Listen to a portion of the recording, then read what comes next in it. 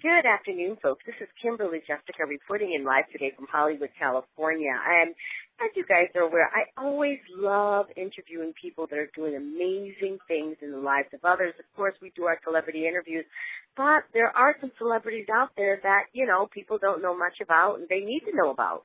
So today I'm really excited to be interviewing a gentleman that owns the Performing Arts for Life and Education Foundation. It's called, for short, Palef, which seeks to empower youth and undeserved communities through exposure to a variety of performing arts disciplines.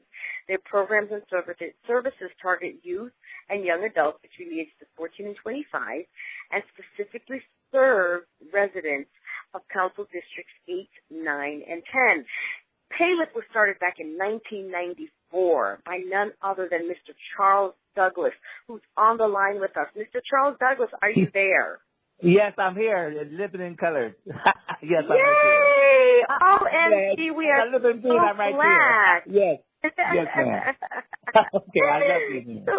Oh, we love you too, Charles. So tell us, Charles, what inspired you back in the days of 1994? I clearly remember what I was doing. I was down in Georgia having a good time with family. What inspired you to start this foundation? You go way back. This is phenomenal, to say the least. What inspires you to start this? Well, it's extremely personal to me. I was a young boy born in the streets of Philadelphia, and when I was about 12, 13 years old, a young lady came from, older woman, about 62 years old, came from England to teach us acting. It was called the Human Renewal Program, Urban Renewal Program. So I was very impressed with her work in theater and acting. I got to travel all over the city, Eastern Seaboard, and I did Broadway shows myself based on what she taught me. So when I came into Los Angeles, I saw the kids had nothing like that for them. And I said, well, maybe I can start a company to get them the same thing, exposure, access to theater and Shakespeare, performing arts, and use their talents, the rapping. So I was inspired by the kids I saw here to do the same thing I did. That's how Palef was born, actually, out of the need for South LA to have these kids doing something very creative and good and very exciting and very educational for them. Wow. Well, it looks like, from what I'm understanding, it's the hallmark introduction to musical theater. Yes. So tell us, what are some of the things that you guys have done throughout this 22 years? I mean, people have been born, died, came into life, and, there's so much that has happened since then. Well, besides simple self-esteem building for over 500 youth in these years, we've done what we call Funkified Shakespeare. Tell us about the Funkified. Tell us about that. Funkified Shakespeare. That's our cornerstone. We take Shakespeare shows. Tell us about Funkified Shakespeare. That's amazing. What a brand. Yes. Well, for example, Midsummer Night's Dream is a very famous Shakespeare play, one of his first plays. We call it Midsummer Night's Dream. And the kids do the rapping and singing like they kids in the, hood type of thing. We did Much Ado About Nothing, called Much Ado About Who Do Who, set in New Orleans, 1952.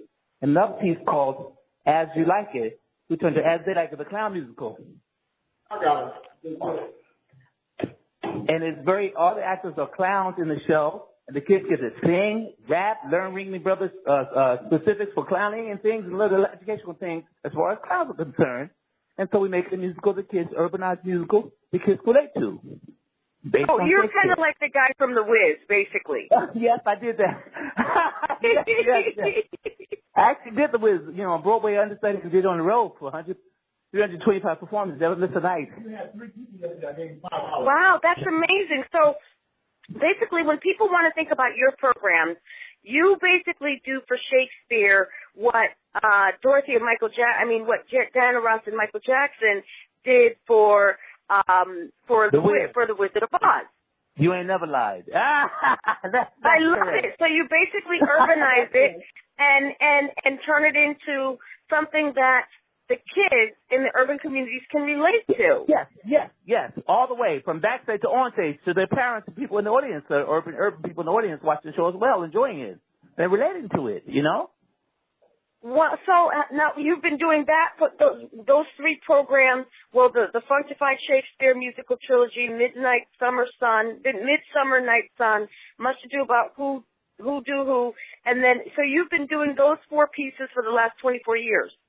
It's not quite, almost 8 and 8, but it's like this. The first few years we did the one piece, Midsummer Night's Dream, that was the first piece. The next section, like maybe the next 8 years, so the next few years we did another piece, which was Much Ado. Then these last few years we've been doing As They Like It, and we decided it was also successful. We're going to do it as a trilogy now. Put them all together, do like a weekend of shows, Friday, Saturday, and Sunday. 2 shows each day. We're shooting for that for 2017 at the Barnesdall Theater.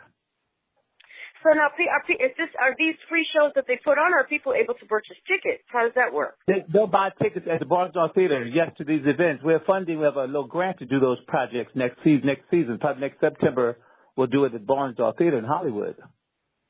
Oh, my goodness. Wow. That's what we look for sponsorship for that particular event, you know? That's amazing. Now, how would a kid be able to get involved in your program, Charles? Go to the website, palef.org. They can call us. And, of course, our regular Palef number, you know, you have that number, right? 213-359-4500. You get all the information for our programs. Well, and what are the qualifications? What are the qualifications? Can you share that with us? First thing, interested in the theater department, either backstage and on stage, theater, live theater, music and television, doing videotapes, things like that. All aspects of the entertainment industry, we're involved with that with the kids. So that's their first interest. And then we build them from there. Wow. Now, you have a very healthy relationship within your community. Where is you also have a program that's coming up that's going to be next weekend? Yeah. Basically, yeah. Can you tell us about the program that's coming up next weekend? It's basically a fair for the Palooza event. Can you share that with us and how you got involved with that? Yes. Pat-a-Palooza, P like in Paul, A apple, T, Pat a Palooza is a take on the term Papapalooza. Pat means the preparing achievers for tomorrow is a grant we got from the California Community Foundation. There are 52 of us showing our wares, as it were, at Southwest College next Saturday, the 29th of October, from, like, say, 10 a.m. till 3 p.m., with all the nonprofits in South Florida doing different things from acting to little dance theater, you know, to I think you're going to have Debbie Allen's going to be there, and a place called Home. Different organizations that's been involved with Pat for 5 years, showing their wares, as it were. And we have a booth. We're showing some of our work for the past few years we did at Palef. Specifically, we're showing the kids from this last summer the work of Shakespeare. Wow, that's amazing. Now, have you ever partnered with any celebrities for any of your programs, Charles? Oh, yes. Well, our board members are quote-unquote celebrities. Of course, Starlette Dupois is one of our board members right now. And Deborah Sharp-Taylor, her husband, certainly in Simpsons on television for a long time. And I work with Lauren Bacall personally, and I've had different organizations support us for star-based type of thing. Debbie Allen. Lauren Bacall, Humphrey Bogart's wife? Yes, we worked together years ago before she passed, and she supported us with funding too. She gave us some, checks to support Palef, because like we did, she went to all my parties too. That was very interesting. Oh, what was it like working with Lauren Bacall? Wonderful. We call her Betty, of course. Wonderful lady. Just so earthy, so natural. Just a natural person. All that, we had a great time. We just loved it. She's what you call classical, golden years, Hollywood royalty. Yeah. She was so cool. She loved her husband, Humphrey Bogart. Yeah. And he loved her too. Dearly. Oh, yes. They had children together, correct? Yes, I think he had 2 children. Sam Jr. Was it Sam Jr.? I think that was his name, Sam Jr., something like that.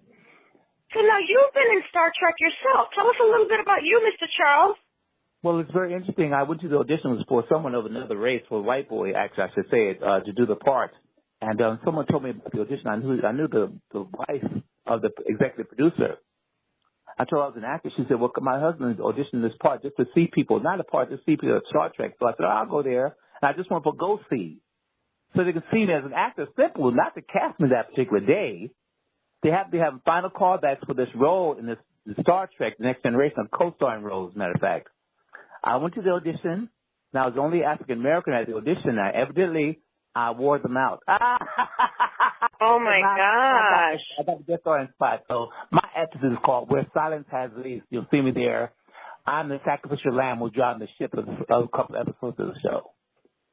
Where Silence Has Least. That's my episode. That's amazing. Wow. And then another thing I noticed. Wonderful. The process was fantastic. So how was it working with the captain and the crew? Well, I knew what's his name? We worked together in New York City before. Patrick? No. What's the child's name? I can't remember his name. We worked together in New York City before we came here, so he got Star Trek after we worked together. So it was nice to work with him again. He's played Rucker. What's his character's name? Racker. Mm-hmm. Yes. Yeah. Wow. I knew before I did Star Trek, yeah, so we had some fun on set as well. Well, I'm noticing, I've noticed that you've also, Loretta Devine is also a great, I guess, staff member supporter. Tell us what it's like working with Loretta. Once again, we go way back to New York City in the, early 80s. We worked together at a place called the Richard Allen Center Performing Arts. We worked in shows together then, and we worked also at the Lincoln Center together as well, a thing called Lily. So I've known Loretta for a long time. So just coming here and getting in touch with her in L.A. was a logical progression for our relationship and our friendship. So, yeah, she supported us as well. Wow, and I love Charlotte as well. I mean, I totally remember her being Whitney Houston's mother in Waiting to Exhale, and she was also in a couple of other, movies, and she's always somebody's mother, and she's really good at it. She's great at that, too. She really liked that. She really a sweet, sweet, sweetheart. She was Dreamgirls, too. Remember on Dreamgirls, she was Loretta in Dreamgirls. That was a big part. Yes. I totally remember her, and she's just amazing. And so you're doing some amazing things. Now, you have, of course, it's a nonprofit. How would someone be able to get in touch with you if they considered wanting to come on board as a funder? We're always having fundraisers all year long. You go to Palef.org, click on our link, PayPal link. We also have a GoFundMe link as well. So we're always doing programs with the kids. So we're always soliciting funds to support the work we do with the kids all year long. So, yes, Palef.org, and click on the donation link on the bottom of the webpage. You can always donate there. And, of course, we're at 973 43rd Street. That's wonderful. And then, so last couple questions. They can go to the website and donate. Now, what is the schedule for your program? Is it a summer thing? Is it all throughout the school year? Is it an after-school thing? How does that work? Yes, it's exclusively the summer program. 12 weeks in the summer. It's intensified Shakespeare, 12 weeks intensified Shakespeare for the kids. It goes usually from the first week in July until just about the Labor Day, with a culmination event just before Labor Day, and they go on a field trip before Labor Day as well. Wow. Okay, so it's a summer program. That's 22 years or so. We're thinking about going longer. We get more funding. We go, help the kids year round because they need it after school. But it's just so expensive, so difficult to get teachers. It's a commitment, and you need more than just volunteers for that sort of thing. Right. Well, if you guys can just go to the website, guys, if you're interested in, donating, Palef.org, and click on there and donate via PayPal. That would be awesome. We love programs like this. We love interviewing people like you, Charles. We look forward to having you back in the Huffington Post as well as in our other news mediums and on the radio show. We're so happy that you decided to interview with us today, and we look forward to talking to you again. Sure. Let me make sure you know this, just in case there's a problem anywhere. Our phone number is, of course, usable, 213-359-4500 for donation and everything as well. It's perfect for Palef. Well, Charles, God bless you. You are doing some amazing things. We're so happy to have met you. We're so glad to be working with you. And, we look forward to having you back on the radio show. Oh, it's my pleasure. Thank you and your audience, okay? Thank you so much, Charles. We'll look forward to talking to you again really soon. Yes, ma'am. Have a wonderful day, folks. This is Kimberly Jessica reporting in live today from Hollywood, California for the Huffington Post. We have the pleasure of chatting it up with Mr. Charles Douglas from Palef.org, and he is doing some fascinating things with the youth in the community, and we just look forward to working with him and learning more about his organization. Thank you so much, Charles, and we look forward to having you back again really soon. Thank you so much. Have a great day, sir. You too now. Bye-bye. Bye-bye.